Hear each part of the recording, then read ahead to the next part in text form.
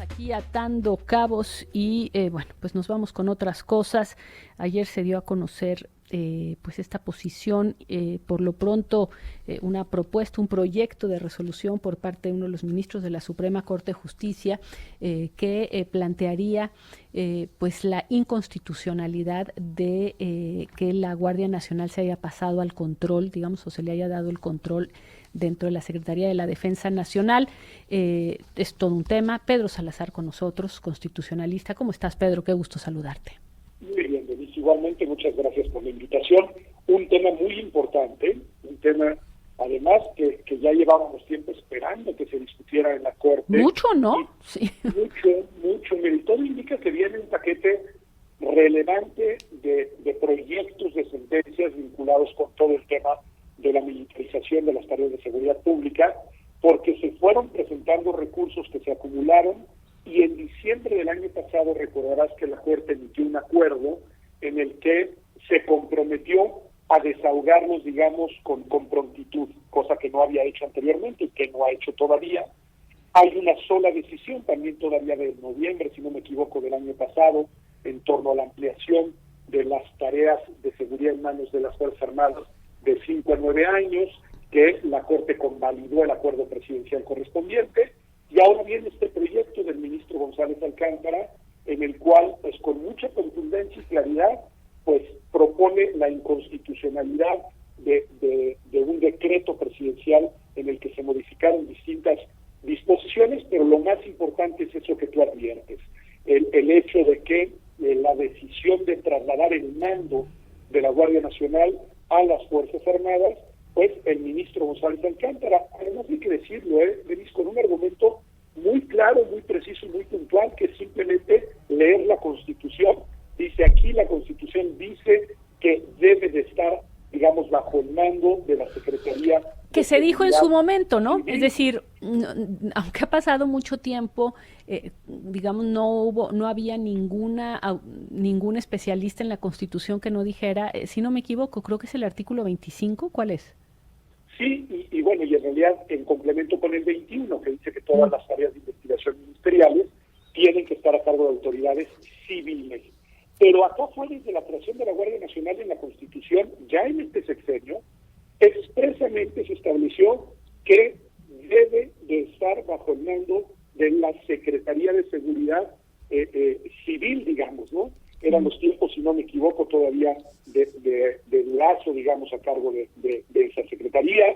Quedó expresamente en la Constitución y por lo mismo lo que el ministro González Alcántara está haciendo es pues llevar al pleno de la Corte simplemente esa contradicción, ahora sí que textual, se trata de una regla constitucional muy precisa.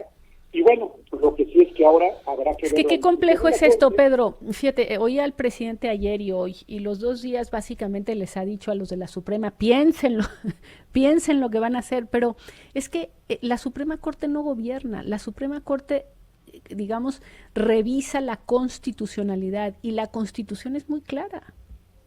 Lo dices muy bien, es decir, no solo no gobierna, tampoco legisla. Es Sí, decir, ¿no? la Suprema Corte lo que hace es pues garantizar que lo que dice la Constitución sea lo que rige en la vida colectiva y en las decisiones públicas y demás. Sí, y para cambiar la Constitución se necesita una mayoría política especial, que es de 2/3 partes, que no la tienen, y entonces no han podido cambiar las reglas, pero esto seguramente le va a valer al ministro declaraciones duras en las mañaneras, pero en realidad, digamos, lo que se está pidiendo a la Suprema Corte de Justicia, o lo que le estaría pidiendo el presidente a la Suprema Corte de Justicia, es lo que están tratando de evitar que haga el tribunal, que es esta parte creativa, como le llaman ellos, de creación de derecho, algo así, básicamente que se constrinja o que se reduzca, se restrinja a una interpretación muy estricta de la ley. Es exactamente lo que está haciendo la Suprema Corte. Es muy interesante lo que dice, no lo había pensado, pero es cierto. Es decir, lo que algunos criticamos, yo me incluyo, es que se le quiera limitar al Tribunal Electoral a solo aplicar literalmente la Constitución y la ley. Eso ningún tribunal desde el siglo XIX lo hace ni lo puede hacer. Pero en el caso concreto que ahora señalas, del proyecto de sentencia del ministro González Alcántara, basta con eso para evidenciar la inconstitucionalidad. Es decir, es tan claro el texto de la Constitución Constitución que no hay necesidad siquiera de interpretarlo. La Constitución simplemente establece cuál es la autoridad que debe estar al mando, y en los hechos el decreto presidencial y lo que está sucediendo en estos días, pues contradice lo que la Constitución señala, y lo único que dice el ministro es constatemos esa contradicción, y mientras no se reforme la Constitución, esto es inconstitucional. Es decir, ¿por qué? Pues porque hay una contradicción clara entre lo que la Constitución ordena y lo que el decreto Oye, pero de reforma Pedro, establece. podemos estar ante algo que me parece delicado, no se había traído, o sea, no habían llegado, no se habían dado a conocer ya los proyectos de sentencia de varios temas, muchos temas de este gobierno se han impugnado por inconstitucionales y pues no se había dado a conocer ya las propuestas de los ministros ponentes. Pero entonces esto querría decir que se acerque el fin del gobierno, que si empezamos a ver todas estas propuestas, pues esta idea de un poder de control, digamos, muy adverso a la presidencia se podría volver muy intenso, porque serían varios temas los que estarían al mismo tiempo saliendo, ¿no crees? Pues definitivamente sí, y se ha venido acumulando la agenda judicial, y sobre todo la agenda judicial en la Suprema Corte. No hemos salido de la disputa por el Plan B en materia electoral, eso todavía está ahí por revisarse la suspensión y eventualmente el análisis de fondo. Vienen todos estos expedientes vinculados con el tema de la militarización, que son además muy álgidos y muy complejos. Sí. Vienen seguramente impugnaciones a nuevas leyes que ya se están proponiendo para ser aprobadas.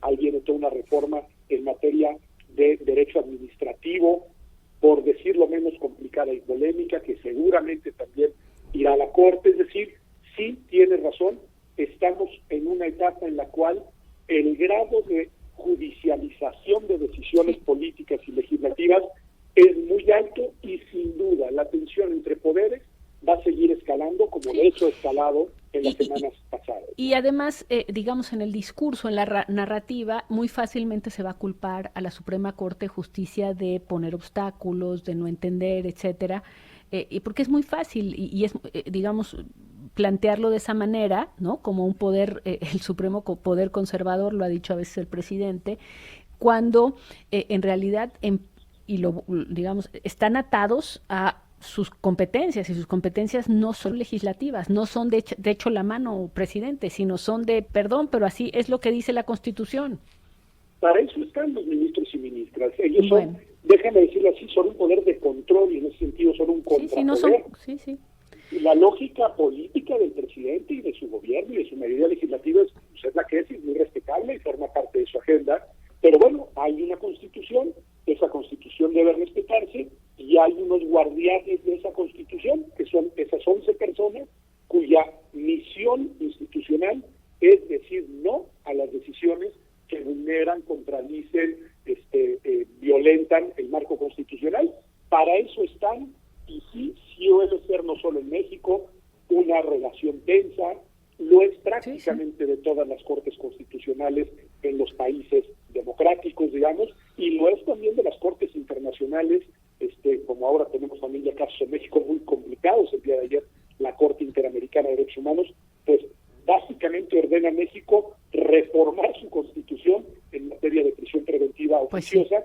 Y que también lo discutimos, ¿te acuerdas, Pedro? Que también hay una discusión, porque el tema de que hay de la prisión preventiva oficiosa, es decir, directa, sin la intervención de un juez, es todo un tema, pero pues estamos en un caso, por ejemplo, de 17 años, a mí me parece realmente escalofriante, 17 años sin que se determine si eres culpable o inocente, pero por lo pronto ya pagaste una pena que casi en cualquier país es la pena máxima por homicidio, imagínate. No, es terrible, pero además lo que es interesante ya desde un punto de vista institucional y constitucional es que la Corte mexicana no se pudo meter en ese tema. Lo intentaron hace algunos meses con un proyecto del ministro Aguilar, pero la mayoría de ministros y ministras, creo que con razón, dijeron, esto está en la Constitución y hasta ahí sí no podemos llegar. Nosotros no podemos decir que la Constitución no es Constitución, ni modo, nos guste o no, pero la Corte Interamericana sí puede, porque la Corte Interamericana dice, será muy tu Constitución, pero contradice tus compromisos internacionales. Y son compromisos del Estado mexicano, y no puedes alegarme que está en tu Constitución como argumento para justificar tener esa figura. Así que reforma tu Constitución y adecúala con tus compromisos en materia de derechos humanos. Interesante. Pedro, gracias como siempre. Al contrario, muchas gracias. Nosotros vamos a una pausa, ya volvemos.